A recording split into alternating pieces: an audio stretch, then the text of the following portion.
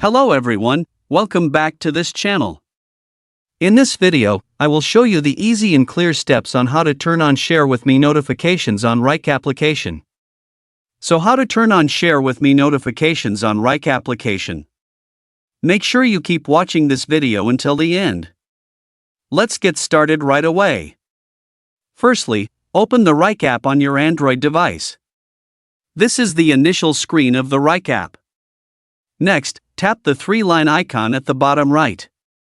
Tap New Settings. Tap Push Notifications. Tap Manage Inbox Notifications. And tap Share with Me. So that's it, tutorial how to turn on Share with Me notifications on Wrike application. Thank you for watching. I hope this video was helpful. See you in the next video.